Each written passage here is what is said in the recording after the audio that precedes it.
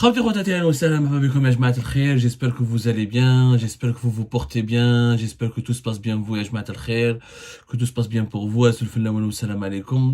Tout à l'heure, nous avions commencé cette journée du 23 février 2024 par des explications, un décryptage, une analyse sur l'ambition africaine de l'Algérie qui se réveille de sa torpeur, qui arrête de narguer le continent africain, notamment ses pays voisins immédiats, et qui veut maintenant aller à la conquête des marchés africains pour concurrencer le Maroc, pour ne pas laisser trop trop le terrain vide. L'Algérie, il faut dire la vérité, elle a longtemps laissé un terrain vide au Maroc qui lui a permis d'avoir une véritable expansion économique sur le marché africain, de s'intéresser énormément de s'implanter dans les marchés africains et de devenir un pays qui aspire à devenir le leader économique du continent africain. Aujourd'hui, le Maroc a une influence économique sur le continent africain. L'Algérie le constate à ses grands dépens, ou là à ses dépens, là sans grand regret, et elle veut rattraper son retard au niveau de l'influence économique et diplomatique sur le continent africain. Alors, ces dernières années, le retour du Maroc au sein de l'Union africaine 2017, l'ouverture de pas mal de consulats africains à l'Aïoun au Sahara occidental qui reconnaissent la marocanité du Sahara occidental, l'augmentation de la présence économique, le renforcement de la présence économique marocaine en Afrique, les échanges économiques et commerciaux de Marocains qui ont beaucoup été renforcés, qui ont augmenté avec les pays africains. Donc, il y a une présence forte économique et diplomatique du Maroc. Je fais les derniers projets, le gazoduc Nigeria, Maroc, sur lequel le Maroc travaille depuis bien avant 2019, mais qui a pris une dimension importante en 2021, en 2022. Le Maroc qui a proposé une alliance économique et stratégique avec les pays du Sahel, qui sont le Burkina Faso, le Mali, le Niger et le Tchad, pour construire une nouvelle route maritime et une nouvelle route commerciale qui par la Mauritanie, mais pour connecter ces pays africains au nouveau port de Dakhla au Sahara occidental, pour leur permettre de ne plus dépendre des ports des autres pays de l'Afrique de l'Ouest, notamment d'Abidjan ou là de Dakar. Alors que les trois pays du Sahel, le Burkina Faso, le Niger et le Mali ont voulu construire une alliance solide, un groupe qui s'appelle l'Alliance des États du Sahel et ils ont quitté officiellement la communauté des pays de l'Afrique de l'Ouest. C'est un processus de séparation d'ailleurs qui va durer une année, entre 2024 et 2025.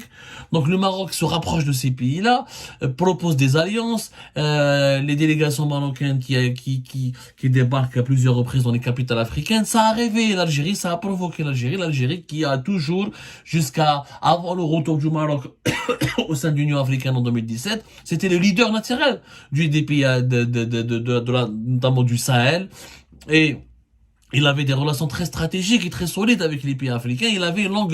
L'Algérie avait une longueur d'avance importante par rapport au Maroc sur le plan géopolitique dans le continent africain, parce que le Maroc n'était pas présent au sein de l'Union africaine. Les pays qui soutenaient la cause du Sahara occidental étaient beaucoup plus nombreux avant 2017 qu'aujourd'hui. Maintenant, l'équation a totalement changé, les rapports de force ont totalement changé. L'Algérie veut maintenant, elle a accusé du retard, notamment sur le plan économique. Si elle a été bien présente dans la diplomatie sécuritaire, elle a compris que la diplomatie sécuritaire et la diplomatie uniquement sécuritaire et de lutte contre le terrorisme, ça ne suffit pas. Les pays africains ont changé. Ils ne veulent pas parler uniquement de sécurité, de lutte contre le terrorisme. Ils ont besoin de développement économique, ils ont besoin de croissance économique, ils ont besoin de prospérité, ils ont besoin de développer leur économie. Et ça, le Maroc arrive à leur parler de manière beaucoup plus intéressante ce langage économique que l'Algérie. L'Algérie, pour se rattraper, elle a décidé quoi? D'abord de créer des zones de libre-échange avec ces pays voisins, notamment la Mauritanie, le Niger, le Mali, la Libye. Mais elle a décidé aussi de créer des projets communs, comme on l'a vu tout à l'heure avec l'exemple de la Mauritanie, une nouvelle route qui relie Tindouf à Zouérat, des zones de libre-échange, l'Algérie a implanté elle a déjà deux banques en Mauritanie, une première banque au Sénégal à Dakar depuis 2023. Elle essaie d'exporter vers les pays africains, elle essaie d'encourager ses entreprises d'aller vers les marchés africains, elle essaie de former des élites africaines, notamment dans le domaine de l'énergie. Mais le problème de l'Algérie, c'est que malheureusement, elle a du mal, et elle va avoir beaucoup de mal à rattraper son retard économique par rapport au Maroc, au niveau des échanges économiques, au niveau de l'efficacité et de la pertinence des échanges économiques avec le continent africain. Nous allons voir le chiffre. Le Maroc a pris une longueur d'avance parce qu'il a commencé beaucoup plus tôt Et parce qu'il a une économie diversifiée. Il a une véritable production industrielle. Ce que l'Algérie n'a pas encore. Prenons les chiffres. Alors, depuis 2022, en pleine crise, en plein conflit algéro-marocain, la crise algéro-marocaine qui a pris une dimension alarmante depuis la rupture des relations diplomatiques en août 2021, et les tensions ont commencé depuis fin décembre 2020 avec la normalisation des relations entre le Maroc et les relations diplomatiques et politiques et militaires même entre le Maroc et Israël.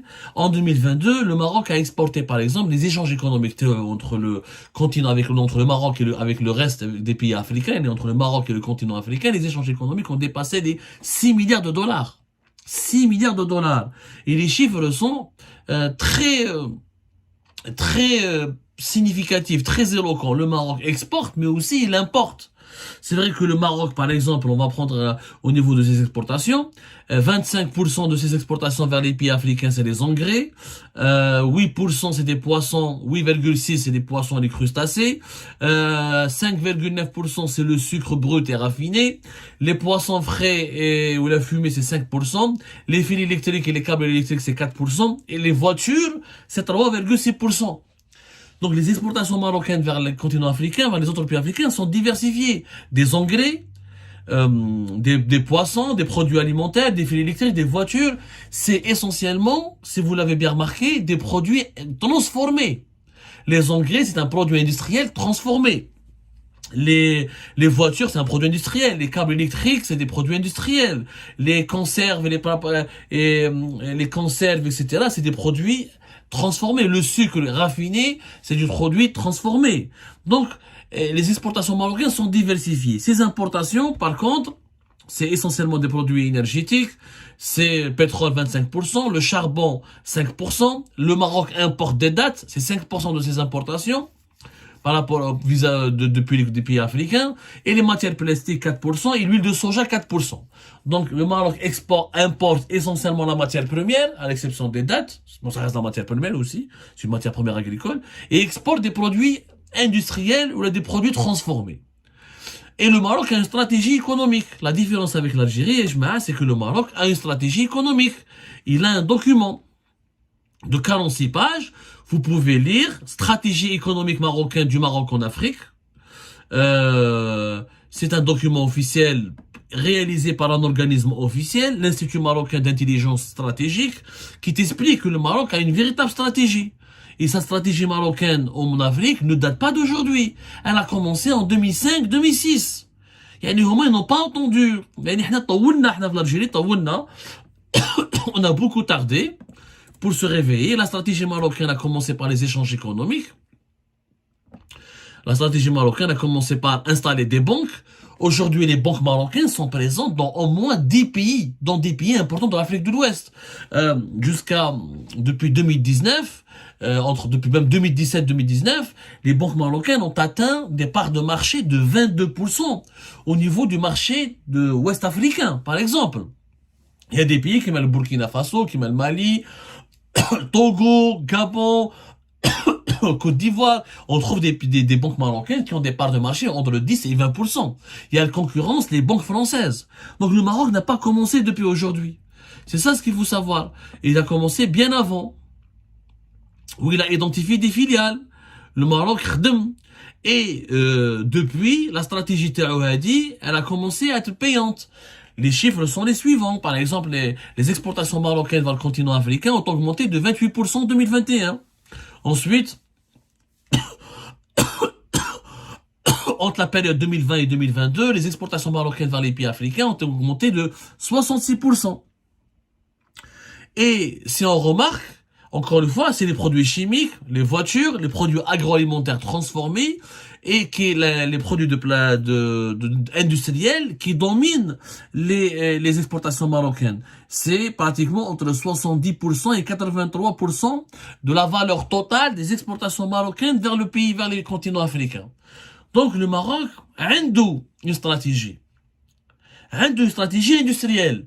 Des banques et des exportations diversifiées, il gagne. Les pays africains sont gagnants avec le Maroc parce que lui, il achète aussi. Il achète. Les importations marocaines, par exemple, depuis le continent africain, sont passées de 1,5 milliard de dollars à 2 milliards et demi de dollars durant la période 2020-2022. Donc, il y a, les pays africains ils gagnent quelque chose avec le Maroc. Mais l'Algérie, on a bad. D'abord, on a bad. Parce qu'on n'a pas, on n'a pas une industrie. On ne produit pas beaucoup, d'ailleurs, on ne produit pas suffisamment pour nos propres besoins nationaux. Et nos exportations hors hydrocarbures, mis à part le pétrole et le gaz, elles sont faibles. Durant les, par exemple, 9 premiers mois de l'année 2023, les exportations hors hydrocarbures de toutes les exportations hors hydrocarbures de l'Algérie étaient de 3,8 milliards de dollars. En baisse, alors qu'elles étaient de 4,5 milliards de dollars durant les 9 premiers mois de l'année 2022, et par rapport à la même période. Les 79% de nos exportations hors hydrocarbures, c'est des demi-produits qui sont essentiellement les engrais et le ciment. Surtout les engrais. Quand les prix du gaz a baissé, les prix des engrais ont baissé. Donc on exporte hors pétrole essentiellement des engrais et un peu de ciment. Les produits alimentaires, c'est 7,3%. On a un peu d'électricité. Voilà, l'électricité, on a beaucoup exporté d'électricité. Entre fin septembre 2022 et fin septembre 2023, on a exporté pour 142 millions de dollars d'électricité. Mais les produits alimentaires, par exemple, on a exporté pour uniquement 45 millions de dollars. Donc, là, on n'a pas de quoi exporter. On n'a que le pétrole et le gaz. Sauf que les marchés traditionnels de l'Algérie pour le pétrole et le gaz, ce ne sont pas les pays africains. Ce sont les pays européens. On a des contrats à long terme avec l'Espagne et l'Italie. On a aussi des contrats avec la Turquie et la Grèce. On a aussi des contrats avec la France et le Portugal. Ce sont eux les clients de notre gaz et essentiellement les clients de notre pétrole. Et c'est pour ça que nous n'avons pas beaucoup d'échanges économiques avec les pays africains qui n'ont pas d'argent, beaucoup d'argent pour acheter notre pétrole et notre gaz. Et il y a d'autres fournisseurs qui sont le Nigeria, l'Angola, qui sont beaucoup plus proches de ces pays africains, les autres pays africains qui leur vendent leur pétrole et leur gaz. Maintenant, quand on prend les chiffres de l'Algérie, on prend la période, par exemple, on a pris les chiffres du Maroc, les chiffres de l'Algérie, une période de, on va dire, 2000 jusqu'à 2017. C'est une étude qui a été faite d'ailleurs. Les échanges de l'Algérie, par exemple, l'Afrique ne représente que 3% des importations de l'Algérie, uniquement 4% de ses exportations. Et de la période 2001-2017, c'est la période qui a été prise par une étude qui a été réalisée en Algérie par un important, le CREAD, qui est un centre de recherche universitaire important à Alger. C'est l'Algérie a exporté vers le continent africain en moyenne, les exportations d'Algérie, c'est 1,7 milliard de dollars. Et les importations de l'Algérie depuis les pays africains, c'est 1 milliard de dollars. La moyenne annuelle de nos échanges économiques avec le continent africain, c'est 2,7, même pas 3 milliards de dollars. Alors que les échanges économiques du Maroc avec les autres pays africains, c'est plus de 6 milliards de dollars. Donc il y a une grande différence, nous avons un retard. Le Maroc réalise le double, 2 fois plus d'échanges économiques et commerciaux avec l'Afrique que l'Algérie. Et encore, qui chauffe les échanges économiques les plus importants d'Algérie avec les pays africains, c'est essentiellement les pays de l'Afrique du Nord. Auparavant, c'était la Tunisie, jusqu'à 2021, c'était la Tunisie, le Maroc et l'Égypte. On exportait beaucoup par le Maroc, on leur donnait du gaz, il y avait le gazoduc Maghreb-Europe qui passait, mais depuis la fin du gazoduc Maghreb-Europe en octobre 2021, et depuis la rupture des relations diplomatiques en août 2021, l'Algérie a tourné totalement le dos au Maroc, donc le Maroc n'a pratiquement plus aucun échange, aucune relation économique avec le Maroc. Le pays africain le plus important avec lequel on fait du commerce et on fait de l'économie, et on fait du business plutôt, c'est l'Égypte. L'Égypte, par exemple, pour l'Égypte, mais 99% de nos exportations vers l'Égypte, c'est du pétrole, c'est des hydrocarbures. 99%. ما عندناش une industrie, même بيقولوش حاجة واضحة. Par contre, les importations تاعنا depuis l'Égypte sont plus diversifiées. Les produits industriels, par exemple, 40% des importations de l'Algérie depuis l'Égypte, c'est les préparations alimentaires pour les boissons, c'est le cuivre et les ouvrages en cuivre, c'est les matières pour le plastique et ouvrages en matière plastique. Donc, je vous les relations que nous avons avec les pays africains sont déséquilibrées. On a que du pétrole et du gaz à offrir. On n'a rien d'autre à offrir. Et comme notre pétrole et notre gaz, et c'est essentiellement pour les pays de l'Union européenne représente presque plus de 60% de nos exportations des hydrocarbures et plus de 50% de nos importations de toutes matières confondues. Donc, on est très lié à l'Europe. Donc, on est tellement lié à l'Europe du point de vue du business qu'on a du mal à trouver des terrains ou à identifier des projets communs avec les pays africains. Pour une raison qui est simple. Nous n'avons pas de production nationale. Nous n'avons pas d'industrie. Si on veut rivaliser avec le Maroc, il faut faire quoi? Il faut que l'Algérie ait un secteur privé qui arrive à produire. Mais les groupes privés, les patrons, les hommes d'affaires algériens sont en prison, les groupes privés sont déstructurés, des licenciements, ils n'arrivent pas à travailler, ils n'arrivent pas à évoluer dans leur propre pays. Alors que le Maroc a des groupes privés plus dynamiques que les groupes algériens. Ils arrivent à exporter vers les pays africains. Ils arrivent à investir. Le Maroc, depuis 2005-2006, il a commencé à avoir trois importantes banques qui se sont installées à l'étranger. Maintenant, jusqu'à 2019, elles sont présentes dans pas mal de 10 pays africains. On parle de plus de 40 filiales, 3 succursales. Donc, le Maroc s'est préparé, qu'il a une stratégie basée avec un secteur privé qui est là, avec une économie diversifiée, avec des produits industriels. Qu'est-ce qu'il veut exporter vers les pays africains? Des produits chimiques, des produits électriques, des voitures, des produits mécaniques et des produits alimentaires transformés. Qu'est-ce qu'on va vendre aux pays africains? Ça, c'est beau. On a bien fait. On a fait une zone de libre-échange avec la Mauritanie. Mais on va vendre quoi aux Mauritaniens? Du pétrole et du gaz. Ils n'ont pas assez d'argent pour l'acheter, on a nos clients traditionnels. Et la Mauritanie va avoir du gaz, par exemple. La Libye, on va leur vendre quoi? Le Niger et le Mali, on va leur vendre quoi? Parce qu'on n'a pas une production faible. Déjà, les climatiseurs, les produits électroménagers, les voitures, déjà, nous, on veut acheter des voitures. Déjà, en Algérie, il n'y a pas de voitures. Déjà, on a cassé l'industrie du montage et de l'assemblage des produits électroniques. Pour les frigos, pour les machines à laver, etc. Avant, le régime de Bouteflika, on avait des groupes privés qui étaient plus ou moins solides ou qui étaient promis un avenir solide. S'ils avaient amélioré leur management. Et on aurait pu constituer des filiales industrielles qu'on aurait pu développer pour pouvoir exporter vers les pays africains. Mais donc là, nous avons beaucoup de retard à rattraper. Franchement, par rapport au Maroc, nous avons énormément de retard. Et ce retard, il doit être rattrapé par l'investissement, la libération de l'initiative et le secteur privé. Il faut que le secteur privé en Algérie se libère. Il faut arrêter de mettre en prison les hommes d'affaires algériens.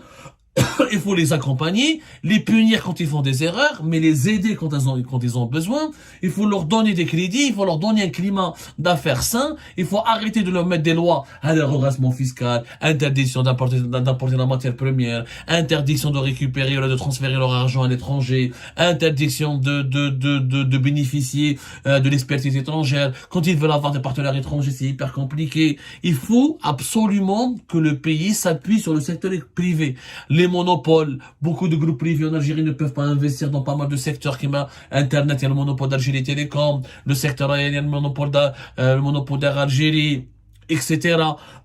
Lever les logiques de monopole. Tant que nous n'avons pas une production industrielle sérieuse, nous n'avons pas un secteur privé solide, l'Algérie ne pourra pas concurrencer le Maroc sur le continent africain. On ne peut pas concurrencer. En économie, il n'y a pas de slogan. On n'est pas dans l'idéologie.